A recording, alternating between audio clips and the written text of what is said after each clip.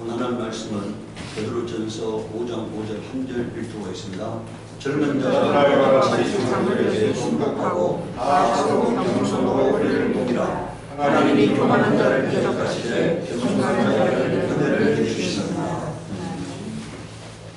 오늘은 교만하지 말라는 제목으로 하나님 말씀을 보고자 합니다. 이게 뭐가 교만이냐니까 세상적으로 교만하다 이렇게 말할 때 추상적이지만 성경에서 교만하지 말라 할 때 교만은 아주 구체적인 거예요. 사람들이 성경에 그냥 교만하지 말라 이걸 추상적으로 듣기 때문에 하나님과 대화가 안 일어나는 겁니다. 오늘 성경에서 교만이라는 것은 하나님 말씀을 무시하는 게 교만이에요. 하나님 말씀을 무시하는 게. 로마서 1장 21절에서 23절을 보십시오. 하나님을 알되 이 사람은 어떻게 해요? 하나님을 아는 사람이잖아요. 하나님을 영화롭게도 아니하며 감사치도 아니하고 오히려 그 생각이 허망하여지며 미련 마음이 어두워졌나니. 그러니까 여러분들 겸손은 뭡니까? 하나님을 영화롭게 하고 하나님께 감사하는 게 겸손이에요. 그런데 하나님을 아는데 하나님을 높이지 않으니까 하나님께 감사하지 않아. 이게 교만이라는 거니까. 그리고 23절에 썩어지지 않는 하나님의 영광을 썩어질 사람과 금수와 버러지 형상의 우상으로 바꾸었느니라. 그러니까 우상을 섬기는 거. 이게 교만이라는 거죠. 그러니까 시편 4절에 악인은 그 얼굴도 뻔뻔스럽게 벌 주는 네가 어디 있느냐, 하나님이 어디 있느냐고 말한다니까. 하나님을 무시하는 거예요. 이게 교만이라는 거죠. 그러니까 그 다음에 고린도전서 5장 1절에서 2절에 너희 중에 심지어 음행이 있다을 들으니 이런 음행은 이방인 중에라도 없는 것이라. 누가 그 아비의 아내를 취하였다는도다. 그리하고도 너희가 오히려 교만하여져서 어찌 통한이 여기지 아니하고 그 일 행한 자를 너희 중에서 물리치지 아니하였느냐. 그러니까 유유상종이 돼가고 있다는 얘기니까.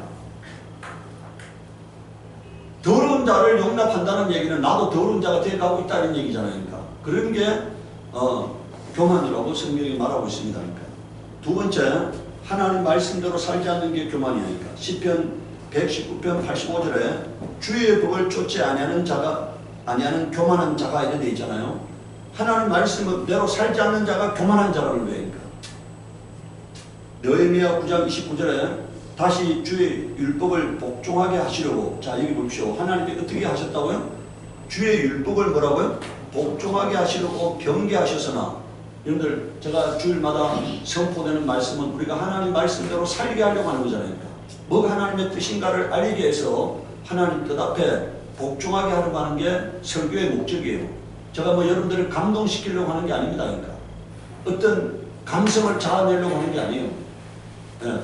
그래서 저는 세상 사람들이 쓰는 그런 설교의 방법을 택하지 않습니다. 그러니까 아주 그야말로 거칠지만 아주 원색적인 복음을 전도해서 하나님의 뜻을 나타내야 한다고 생각해요. 그러나 경계하셔서는 아니까 하나님이 깨닫게 하셨다니까. 그러나 저희가 교만히 행하여 사람이 준행하면 그 가운데서 삶을 얻는 주의 계명을 듣지 아니하면, 여러분들 교만하여 듣지 않았다는 거예요. 그러니까 교만하여 듣지 않았다 이렇게 말하고 있는 거잖아요. 주의 규례를 범하여 여러분들 듣지 아니하면 어떻게 했다는 거예요? 하나님 말씀을 파괴했다는 거예요. 그러니까 고집하는 어깨를 내어 밀며 목을 굳게 하여 듣지 아니하였다. 그러니까 결론적으로 뭡니까 이게? 교만해서 하나님 말씀에 순종하지 않았다는 거예요. 그러니까. 오늘 여러분들 우리가 하나님 말씀에 순종하지 않는 것은 교만하는 겁니다. 그러니까. 하나님을 무시하는 거예요. 그러니까. 여러분들 다윗이 우리의 아내를 범했을 때 하나님이 뭐라고 말씀하신지 아세요? 너가 나를 멸시하여라고 말했잖아요. 너가 나를 멸시하여라고 말했다. 그러니까. 그런 범죄를 저지르는 게 하나님을 멸시하는 거다. 그러니까. 하나님이 보고 계신데도 그렇게 망령된 범죄를 저지르는 게 하나님을 멸시하는 거다. 예레미야 13장 9절에서 11절에 나 주가 말한다. 내가 유다의 교만과 예루살렘의 큰 교만. 여러분들 유다는 남유다를 말하는 거고 예루살렘은 북이스라엘을 말하는 거예요. 북이스라엘은 10집하고 남유다는 유다하고 베냐민하고 2집 하잖아요. 그렇게 이스라엘이 분리됐는데 이거는 유다라는 말은 남쪽의 유대인과 유다와 베냐민 지파를 말하는 거고 예루살렘은 북이스라엘의 10지파를 말하는 겁니다. 큰 교만을 이렇게 썩게 하겠다. 이 악한 백성은 나의 말 듣는 것을 거부하고 자기들의 마음에서 나오는 고집대로 살아가고 다른 신을 쫓아가서 그들을 섬기며 경배함으로 이제 이 백성은 전혀 쓸모없는 이 뜻과 띠와 같이 되고 말 것이다 이렇게 말하고 있잖아요. 11절에 띠가 사람의 허리에 동여지듯이 내가 이스라엘의 온 백성과 유다의 온 백성을 나에게 단단히 동여매어서 자 어떻게 하셨다는 거예요? 하나님이 내 백성이 되게 하고 내 이름을 빛내게 하고 나를 찬양하게 하고 나에게 영광을 돌릴 수 있게 하였으나 이렇게 말하고 있어요. 하나님이 우리를 부르신 목적이 뭐라고요? 하나님의 백성이 되게 하는 겁니다. 하나님의 이름을 빛내게 하려고 우리를 부르셨다 이겁니까? 그리고 하나님을 찬양하고 하나님께 영광을 돌리게 하려고 우리를 부르셨다 이겁니까? 이게 하나님이 우리를 부르신 목적이니까. 그런데 그들은 듣지 않았다 이겁니까? 이게 교만이에요. 하나님이 부르신 목적에 화답하지 않는 게 교만이다 이겁니까? 호세아 5장 5절에 이스라엘의 교만이 그 얼굴에 증거가 되나니 그 제약을 인하여 이스라엘과 에브라임이 넘어지고 유다도 저희와 한 가지로 넘어지리라 이렇게 말하고 있잖아요. 그러니까 넘어지는 게 이게 죄악을 범하는 게 교만이라고 성경은 말하고 있는 것입니다. 그러니까. 세 번째는 자신을 높이는 게 교만이에요. 그러니까. 이사야서 14장 12절 14절에 너 아침의 아들 계명성이여 어찌 그리 하늘에서 떨어졌으며 너 열국을 웃는 자여 어찌 그리 땅에 지켰는고 내가 내 마음에 이르기를 내가 하늘에 올라 하나님의 묵별 위에 나의 보좌를 높이리라 내가 북극 지폐의 산 위에 좌정하리라 가장 높은 구름에 올라 지극히 높은 자와 비키리라 하도다. 이게 여러분들 마귀의 타락상인데요. 오늘 여러분들 마귀를 마음에 모시고 있는 자는 이와 같은 삶이 되는 겁니다. 하나님을 모시고 있는 자는 겸손한 자가 되는 거고 마귀를 자기 마음에 모시고 사는 사람은 마귀 같은 성품이 나타나는 거예요. 그러니까.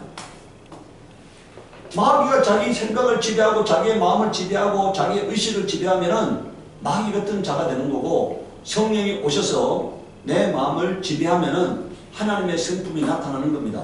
예수 그리스도의 성품은 온유와 겸손이라고 주님 말씀하고 있으니까. 그러니까 온유와 겸손이 내게서 나타나면 내가 예수님의 지배받고 있는 사람이에요. 내게서 교만이 나타나면 뭐라고? 이거는 마귀의 지배를 받고 있다는 특징입니다.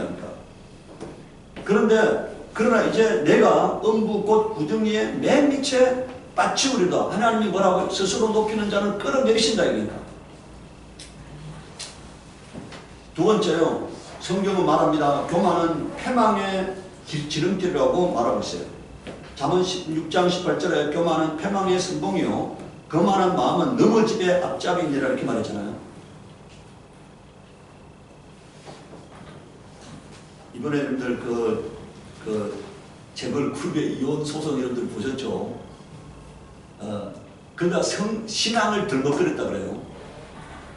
여러분들 한국 교회가 어떻게 썩어 빠지고 망령된 교회가 됐으면은 죄악을 범하면서 하나님의 이름을 덜먹거리겠습니까? 네? 죄악을 범하면서 어떻게 하나님의 이름을 덜먹거리느냐 이게니까 그 온 영들 이미 마음이 활맞은 그런 상태인데도 어떻게 하나님을 덜먹거리느냐는 얘기니까. 오늘 한국 교회는요 성도들에게 전혀 하나님의 마음을 증가하는 일에 실패하고 있다는 증거예요. 그러니까. 자기가 죄를 범하면은 부끄러움을 알아야 하는데 이미 부끄러움을 상실한 사람들이 되어버렸어요. 그러니까. 교회가 빛을 비추지 못하기 때문에 빛이 뭔지를 모른다. 그러니까. 정직이 뭔지를 모르고 거룩이 뭔지를 모르고 의가 뭔지를 모르는 사람들이 되어버렸다. 그러니까. 여러분들 교회에 가보십시오. 매일 은혜를 부르짖습니다. 하나님이 누구에게 은혜를 베푸신다고 되어 있어요? 겸손한 자에게 은혜를 베푸신다고 되어 있지 모든 사람에게 은혜를 베푸신다고 되어 있냐는 얘기니까. 가슴을 치는 자에게 통회하는 자에게 하나님이 은혜를 베푸시는 겁니다. 어찌할까 하고 가슴을 치는 자에게 하나님이 은혜를 베푸시는 거예요.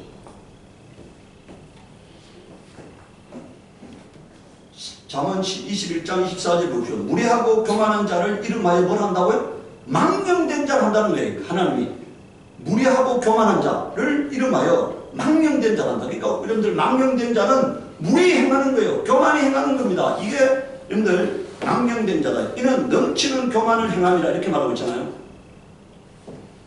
잠언 29장 23절에 사람이 교만하면 낮아지겠고 마음이 겸손하면 영예를 얻으리라. 그러니까 여러분들 자기가 높이면 하나님이 끌어내리시는 거예요. 하나님이 높여줘야 합니다. 네. 하나님이 높여줘야 그 높음이 유지되는 거지 내 스스로를 높이면 끌어내리시는 거예요. 레위기 16장 14절 20절에 여러분들 그러나 너희가 내게 청종치 아니하여 이 모든 명령을 준행치 아니하며 나의 규례를 멸시하여 마음에 나의 법도를 싫어하여 나의 모든 계명을 준행치 아니하며 나의 언약을 배반할진대. 여러분들 14절 15절을 딱 한마디로 말하면 뭡니까? 말씀에 순종하지 않는다는 거잖아요. 그러면 어떻게 하겠다는 거예요? 내가 이같이 너희에게 행하리니 곧 내가 너희에게 놀라운 재앙을 내려 폐병과 열병으로 눈이 어둡고 생명이 쇠하게 할 것이요 너희의 파종은 덧대리니 너희의 대적이 그것을 먹을 것이며 내가 너희를 치리니 너희가 너희 대적에게 패할 것이요 너희를 미워하는 자가 너희를 다스릴 것이며 너희를 쫓는 자가 없어도 도망하리라. 너희가 그렇게 되어도 내게 청종치 아니하면 너희 죄를 인하여 내가 너희를 7배나 더 징치할지라. 내가 너희의 세력을 인하여 교만을 꺾고. 여기 보십시오. 이게 19절이 뭔 말씀인지 아세요? 왜 인간이 교만합니까? 뭐가 있으니까 교만한 거예요. 그 여러분들 교만의 근거를 하나님이 제거하시겠다는 거예요. 그러니까. 교만해. 물질 때문에 교만하면 물질을 제거하시고 건강 때문에 교만하면 건강을 제거하시고 명예 때문에 교만하면 명예를 제거하시겠다는 거예요. 그러니까. 그 세력의 원천을 제거하겠다는 거예요. 그러니까.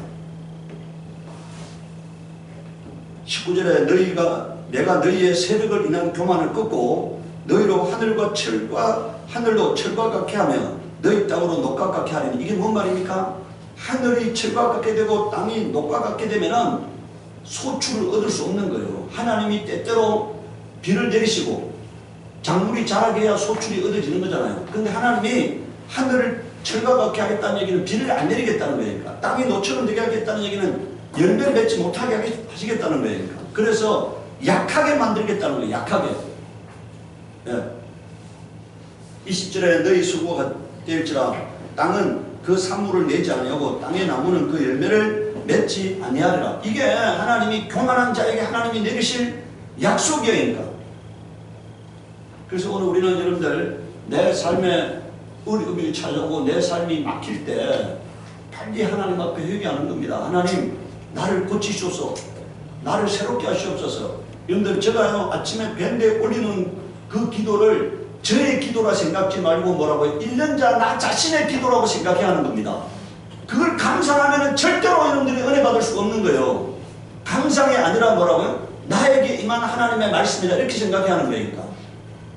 나에게 임한 하나님의 말씀이다. 나를 치료하려고 임한 하나님의 말씀이고 나를 회복시키려고 임한 하나님의 말씀이고 나에게 복 주시려고 임한 하나님의 말씀이다. 이렇게 생각하면 하나님과 화해가 일어나는데 이미 교만이 목구멍까지 차가지고 그 말씀을 전혀 받지 않는다 이게니까. 그럼 어떻게 변화가 일어나고 어떻게 하나님과 화해가 일어나겠냐는 얘기니까. 그 말씀으로 나를 고쳐야 하는 겁니다. 나를 고쳐야 하는 거니까. 예레미야 13장 15절 16절에 주께서 말씀하셨으니 너희는 들으라. 그리고 귀를 기울여라. 교만하지 말아라. 너희는 주님께서 나를 어두워지게 하시기 전에 너희가 어두운 산속에서 실족하기 전에 주 너희 하나님께 영광을 돌려라. 그때 너희가 빛을 고대해도 주님은 빛을 어둠과 흑암으로 바꾸어 놓으실 것이다. 여기 아주 중요한 얘기라고 있습니다. 16절에 너희는 주님께서 나를 어두워지게 하시기 전에 너희가 어두운 산속에서 실족하기 전에. 이 말이 뭔 말입니까? 환난이 임하기 전에 이 말이잖아요. 절망의 때가 임하기 전에 하나님이 내 삶의 모든 것을 차단하시기 전에 이 말이에요. 그러니까. 하나님이 나의 대적이 되기 전에 이 말이잖아요. 그러니까. 그 순간이 오기 전에 먼저 삶을 고치라는 거잖아요. 교만을 버리라는 거니까. 그리고 하나님 말씀을 청종하라는 거니까. 오늘 우리는요 하나님 말씀에 민감한 사람이 되어야 합니다. 우리가 성경에 이렇게 있잖아요. 세미한 음성에 귀를 기울이는, 큰 소리할 때 귀를 기울이는 게 아니고 뭐라고요? 속삭이듯이 말할 때 귀를 기울이는 사람이 되어야 하는 거예요. 하나님 음성에 항상 귀를 열어놓고 있는 사람은 세미한 음성에도 귀를 기울이는 거예요. 그러니까.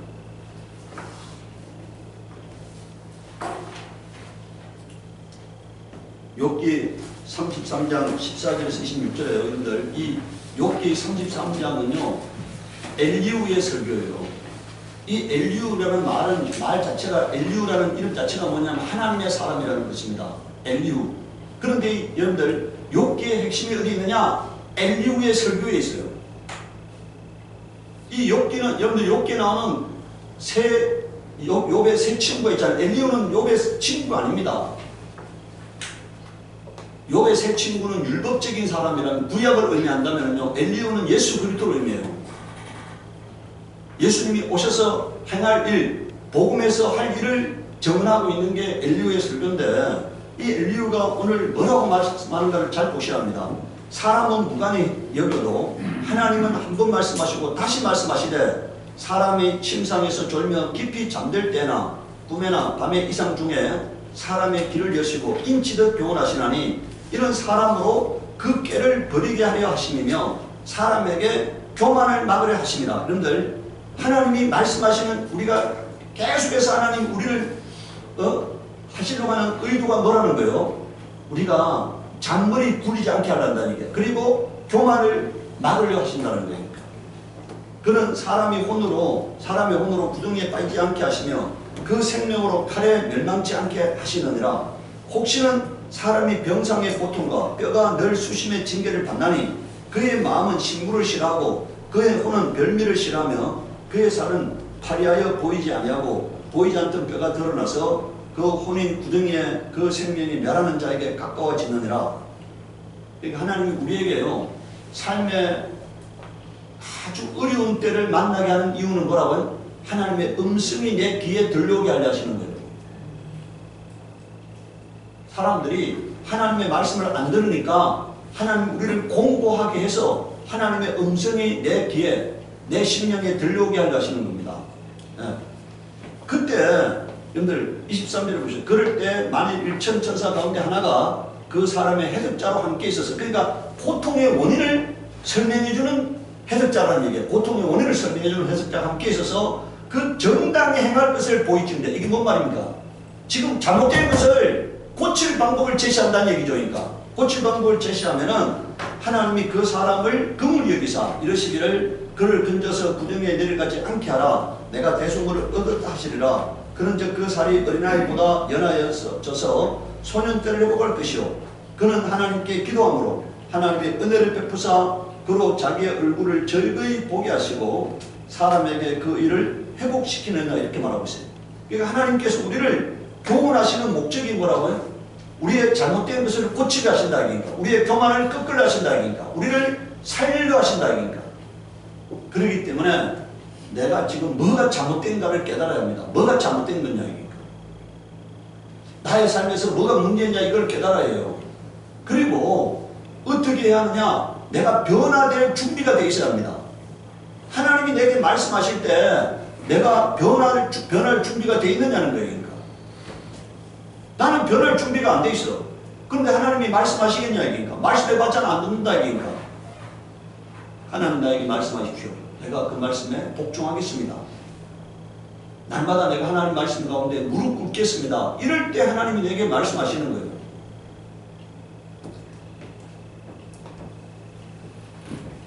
세 번째, 여러분들, 우리가 교만하여 망한 사례인데요. 다니엘 5장 18절에서 28절에 왕이여 지극히 높으신 하나님이 왕의 붙인 느부갓네살에게 나라와 큰 권세와 영광과 위엄을 주셨고, 여러분들 여기서 중요한 단어는요, 하나님이 주셨다는 거예요. 이 모든 것은 누가 주셨다고요? 느부갓네살 왕이 갖고 있는 나라, 권세, 영광, 위엄은 하나님이 주신 거다, 그러니까. 그 다음에 그에게 큰 권세를 주셨으므로 19절에 권세도 주셨다, 그러니까.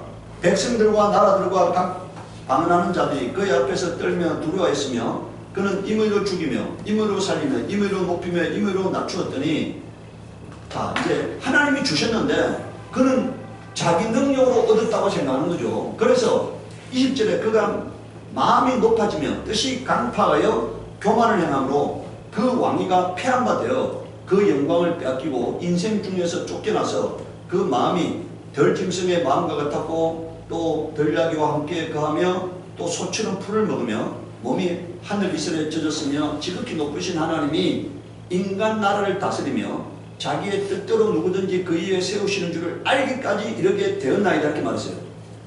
자, 이 느부갓네살 왕이 쫓겨나가지고 들판에서 동물들과 함께 살면서 소처럼 풀을 뜯는 그런 인생이 되었다는 거잖아요. 그래서 지극히 낮아졌다 이기니까 그때 비로소 깨달았다 이기니까 이 모든 것이 뭐라고요? 자기의 능력이 아니었고 하나님이 자기에게 이 모든 것을 주셨다는 걸 깨달았다는 얘기니까 그때 하나님이 그를 다시 왕위를 회복시켜 주셨다는 거니까. 그런데 그 느부갓네살 아들 벨사살이 느부갓네살 아들이잖아요. 이 벨사살이 이제 교만해져서 어떻게 했다는 거예요? 이스라엘 여러분들 그 예루살렘 성전에 있던 기명들, 제사 의식에 쓰는 기명들을 이 바벨론이 이스라엘을 멸망시킬 때 그걸 가지고 간 거잖아요. 그래서 그걸 왕궁 창고에 보관하고 있었는데 그걸 지금 벨사살이 연회를 베풀면서 거기에 있는 하나님 제사할 때 예배 드릴 때 쓰는 그 그릇들을 갖고 오게 해서 그걸로 술을 마시고 음식을 먹었다 이거니까. 여러분들 22절을 보십시오. 벨사살이여 왕은 그의 아들이 되어서 이것을 다 알고도 오히려 마음을 낮추지 아니하고 도리어 스스로 높여서 하늘의 주제를 거역하고 그 전에 기명을 왕의 앞으로 가져다가 왕과 기인들과 왕후들과 빈궁들이 다 그것으로 술을 마시고 왕이 또 보지도 듣지도 알지도 못하는 검은 동, 철과 목석으로 만든 신상들을 찬양하고 도리어 왕의 호흡을 주장하시고 왕의 모든 길을 작정하시는 하나님께 영광을 돌리지 아니하시니라 이렇게 말하고 있어요. 자, 하나님이 어떤 분이라고요? 나의 호흡을 주장하시는 하나님이시다. 나의 길을 뭐라고요? 작정하시는 하나님이시다. 내 인생의 주관자다 이겁니다. 내 영혼의 생명을 공급하시는 분이시다 이겁니다. 그 하나님을 영광을 돌리지 않았다는 얘기입니다. 그래서 자, 이름으로 그의 앞에서 이 손가락이 나와서 이 글을 기록하였나이다. 이 기록한 글자는 이것이니 곧 메네메네 대개를 우르바시니라. 그의 뜻을 해석하건대 메네는 하나님이 이미 왕의 나라의 시대를 세워서 그것을 끝나게 하셨다며 대개는 왕이 저울에 달려서 부족함이 되었다며 베레스는 왕의 나라가 나뉘어서 메대와 바사 사람에게 준바되었다 함이니이다 이렇게 말하고 있어요. 오늘 여러분들 누구든 교만하면 어떻게 된다고요? 하나님이 끌어내리신다 이기니까. 교만하면 끌어내리신다 이기니까. 역대하 32장 24절에서 26절에 그 무릎에 히스기야가 병이 들어 그에 죽게 되었는데 히스기야가 주님께 기도하니 주님께서 그에게 응답하시고 회복될 것이라고 하는 징조를 보여주었다. 그러나 히스기야가 교만한 마음으로 받은 바 은혜에 감사치 아니하므로 하나님의 진노가 히스기야와 유다 백성과 예루살렘 주민에게 내렸다. 드디어 히스기야가 교만했던 자신을 뉘우치고 예루살렘 주민도 함께 뉘우쳤으므로 주님께서는 히스기야가 살아있는 동안에 그들을 벌하지 않으셨다 이렇게 말하고 있어요. 그런데 히스기야가 병이 이제 죽을 병이 걸렸다가 하나님이 고쳐주셨잖아요. 그런데 저 바벨로니아 사람들이 여러분들 오니까요. 그 왕궁에 있는 것들을 다 보여줘서 이게 뭔 말입니까? 자기를 높인 거예요. 자기를. 나 이런 사람이 하고 뭐라고요? 자기를 높였다는 얘기예요. 이걸 지금 하나님이 지적하고 있는 겁니다. 하나님이 지켜주신 거고 하나님이 주신 건데 마치 자기가 탁월한 역량을 갖고 있는 것처럼 자신을 높였다는 거예요. 하나님이 이것을 히스기야의 교만이라고 말하고 있는 거예요. 그러니까. 그래서 히스기야가 그걸 뉘우쳤을 때 하나님이 히스기야 당대에는 망하지 않게 하셨지만 결과적으로 하나님이 이스라엘을 멸망시키잖아요. 유다를 멸망시키잖아요. 베드로전서 5장 5절에 젊은 자들아 이와 같이 장로들에게 순복하고 다 서로 겸손으로 허리를 동이라. 하나님이 교만한 자를 대적하시되 겸손한 자에게는 뭐라고 되어 있어요? 은혜를 주시느니라. 여러분들 우리가 은혜를 여러분들 가장 큰 은혜가 뭡니까? 생명의 은혜예요. 영생을 얻는 은혜인데 이것은 누구에게 주시느냐? 겸손한 자에게 주시는 거예요. 겸손이 뭡니까? 하나님 말씀 앞에 무릎 꿇는 게 겸손이니까. 다른 게 겸손이 아니니까. 하나님 말씀 앞에 무릎 꿇는 게 겸손이에요. 죄를 짓는다는 것은 하나님 앞에 자신을 높이는 겁니다. 하나님 말씀을 무시하는 거니까. 여러분들 우리가 예수 그리스도 나는 온유하고 겸손한 이렇게 말씀하셨잖아요. 예수는 어떻게 하셨다고요? 죽기까지 복종하셨다 이니까. 그걸 예수의 겸손이라는 거예요. 죽기까지 복종하셨다 이니까. 그걸 예수의 겸손이라는 거예요. 제가 오늘까지 살아오면서요, 하나님이 저를 공경에 처하지 않도록 하나님이 하시는 이유는 제가 능력이 탁월한 사람도 아니고 뭐 다른 것도 아니지만 저는 하나님을 경외하는 마음을 갖고 있어요. 하나님을 경외하는 마음. 하나님이 하라고 하면 합니다. 하지 말라고 하면 안 한다니까. 내가 아무리 생각했다 하더라도 뭐라고요? 그것이 내 마음의 꿈이었다 할지라도 하나님이 하지 말라고 하면 안 한다니까. 하라고 하면 한다니까. 오늘 우리는요, 하나님이 내 생명의 주관자임을 인정해야 합니다. 내가 아무리 애쓴다 할지라도 하나님이 나의 대적이 되면은 이루어질 수 없는 거예요. 하나님이 나의 대적이 되면은. 그래서 먼저 하나님께 응답을 구하는 겁니다. 네. 그것이 하나님을 존중하는 거고 하나님을 경외하는 거예요. 죄악에서 떠나는 것이 하나님을 경외하는 거다니까.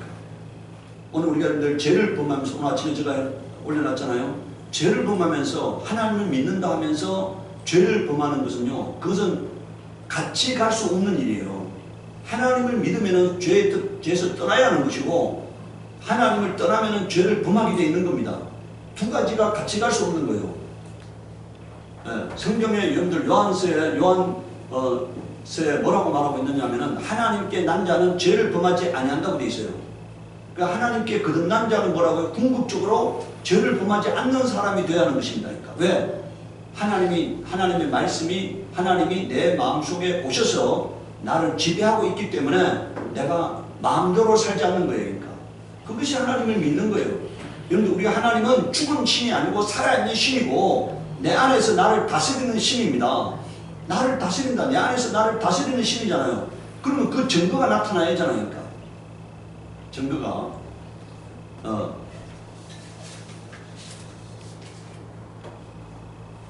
오늘은 우리가 내 안에 오신 하나님이 내 안에 거하면서 나와 함께 거하는 것이 기쁨이 되게 하시기를 바랍니다. 하나님이 내 안에 거하시는 게 너무 불편해. 하나님이 내 안에 거하는 게 너무너무 불편해. 어떻게 하겠어요? 하나님은 나를 떠나시는 거죠. 내가 그 하나님이 내 안에 거하시는 걸 너무 불편하게 만들면 하나님이 내 안에 거할 수 없는 거잖아요. 그러니까 내 안에 거하는 것이 하나님이 너무 기쁨이 돼. 그게 하나님을 영화롭게 하는 겁니다. 하나님께 영광을 돌리는 거예요.